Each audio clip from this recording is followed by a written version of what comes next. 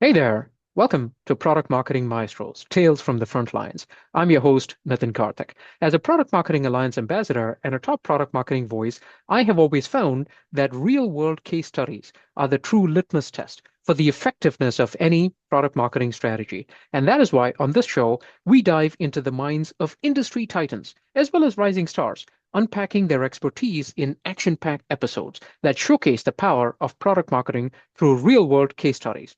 And today, my friends, we are joined by product marketing maestro Sukanya Ramabadran, who is director of product marketing at Upshop in California. With experience as a three-time founding PMM and a two-time first marketing hire, she has expertise in setting up product marketing verticals from the ground and upwards in retail, tech, ed tech, and fintech spaces. Sukanya has also worked with industry leaders such as Dropbox, Front, Cantaloupe Systems, Coca-Cola, L'Oreal, and many more. Recognized for her contributions, Sukanya was recently selected as a Product Marketing Alliance ambassador to build thought leadership and content around key PMM concepts. So, with that, it's an absolute honor, ladies and gentlemen. Let's welcome Sukanya Ramabhadran. Sukanya, welcome to the show. Thank you, Nitin. It is awesome to be here. It's a show I've long admired. You have some icons that you've brought onto the show. So pleasure is all mine. Absolutely fabulous. Wonderful. So, Sukanya, as we promised the audience, we will use the ABC framework. We'll pick a situation from your experience. We'll talk about the antecedents, the prior challenges. We'll talk about the behaviors, what were the actions you took, and we'll talk about the conclusions, how things played out. So, pick a situation and tell us what were the antecedents, what were the prior challenges? Yep. So the problem that I chose to talk about today is a 0 to 1 problem, as I call it. This is a problem that most founding PMMs or PMM hires who brought in for the first time tend to typically encounter. Different PMMs encounter different challenges at different stages, but this set of challenges is pretty unique to founding PMMs, I would say. And it's something I've encountered in my 3x founding PMM experience. And typically, there are three big segments that these problems fall under. And what we've noticed is for founding PMMs, they have to do their jobs, which is to bring in functional expertise as product marketers. And they also have to build stakeholder relationships with folks who've never worked with product marketing before. So it's almost like building a house while you're in the house. So you're laying the foundation for stakeholder relationship, and you also have to do functionally what you have to do. And so typically there are three big challenges. First is stakeholder relationship with the product team. So here's a product team who's never worked with a product marketer before.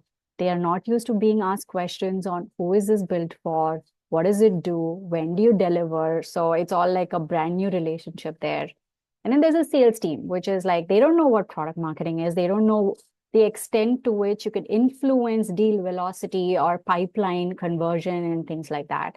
And then, of course, the third is a problem that I call the blank slate problem, which is to say it's a greenfield opportunity. Your boss doesn't know how product marketing functions. So you come in and set up the frameworks and processes. So those are like the three big challenges there. Yeah, wow. I love that because I think a lot of the audience will be able to relate, right? These are problems, of course, not unique to one company. All companies face these problems. I love that. So thank you, Sukanya, for laying out the antecedents. Now let's talk about the behavior. So what were some of the actions that you've taken that have worked out well in your experience? Yep. So regarding problem number one, which is a product team, bear in mind, they've not given you any insights on the roadmap. You don't know what's coming up, what's being built, none of that, right? And so I come in, and one thing that I thought of was out of the box was that I'm going to take in a product that already exists. There's a tech documentation in place for it. It's a tier 1 launch. And of course, this is with consent with my stakeholders higher up. I delved into this as a product launch, a tier 1 launch. So something that already exists, I repackaged it as a new launch. I went in, the whole 9 yards, building out launch assets, product marketing brief, the calendar, outbound campaigns, ads, everything that we do typically for a launch. And the product team doesn't know, they're in the dark about this because they're not used to sharing insights, right? And then once it's actually launched on LinkedIn, they are a part of the audience and they're seeing how the prospects are reacting to it. The comment threads are, gung-ho about, wow, this is a great launch and things like that. And the best part is the outbound campaigns even had prospects asking, oh, wow, this is a good feature. Where can I learn more? And so that was what happened with the product team. The second was, of course, the sales team. Now, with the sales team, I took a different approach. I went into Gong, analyzed a lot of the post discovery calls to see who are the competitors they run into most often. And then I was like, okay, I know about these guys. I created battle cards and feature comparisons versus those competitors. And I would approach the AE to say, hey, here's what I heard. Do you need a battle card to kind of deposition these competitors on this date? And 99.9%, they were like, yes, when can I have it?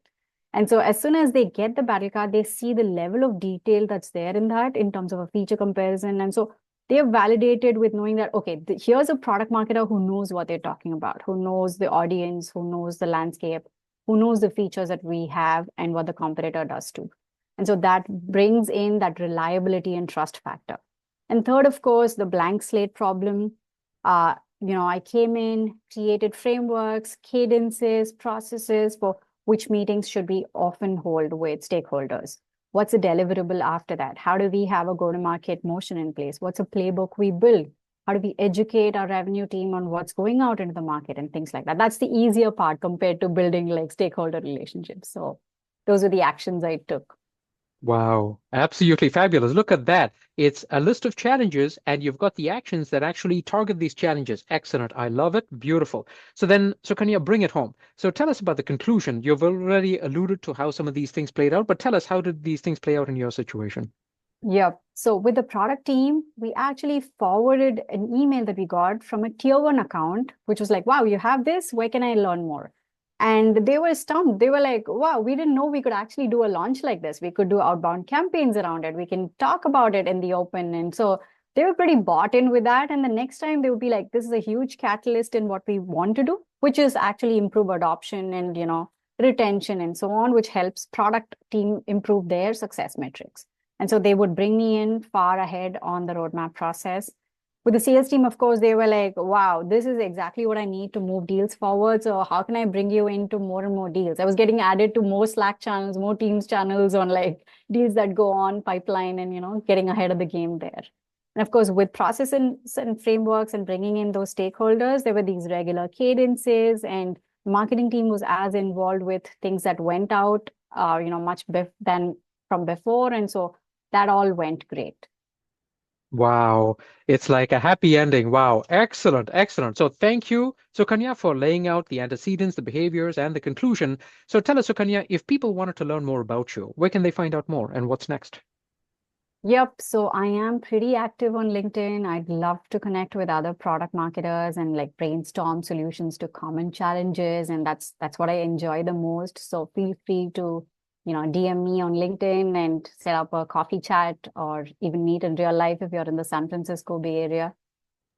Absolutely fabulous. Wonderful. So, Sukanya, thank you. Excellent advice and tips that you have shared there. Folks, definitely reach out to Sukanya for more great advice like this, and out with that knowledge, onward and upward.